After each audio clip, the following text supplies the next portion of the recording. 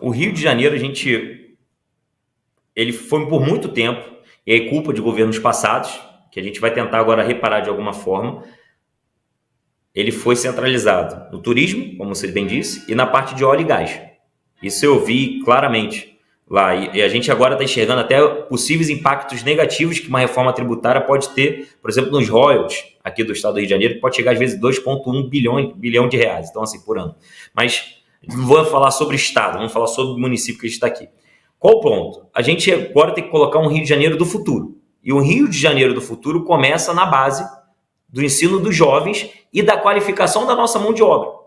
Quando eu digo isso, são coisas simples, Quintino, que dá para trabalhar enquanto vereador, para conversar, seja com a Secretaria Municipal de Educação, com a própria Secretaria de Turismo, com a Secretaria de Desenvolvimento Urbano e Econômico, de buscar, basicamente, oferecer curso profissionalizante para algumas pessoas, e aí no caso dos jovens, principalmente, qualificar a mão de obra em alguns locais específicos. Eu, por exemplo, por conta dos voos para Brasília, que eu fiquei muito nesse período, quando eu morei em Brasília aqui para o Rio, eu às vezes via, de maneira constrangida, muitos atendentes, infelizmente, não sabendo se comunicar nem com os turistas.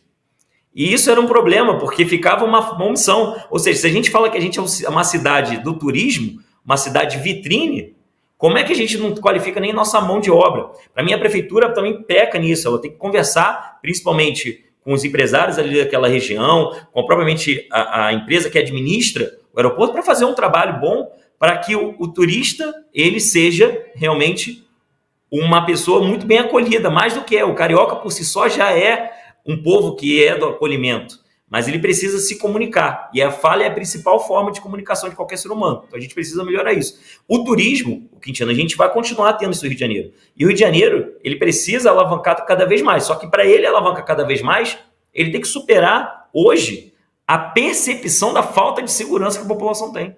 Hoje a população tem uma percepção altíssima da falta de segurança pelo aumento de índices de furto de celulares, de roubos, a mão armada transeunte. Então, a gente tratar sobre o Rio de Janeiro, a gente tem que fazer com o Rio de Janeiro do futuro seja também focado nessa parte do turismo, que é uma vocação do Rio de Janeiro, a gente não tem como escapar disso. Mas a gente tem que transformar o Rio de Janeiro numa nova ideia de que ele é um hub de tecnologia.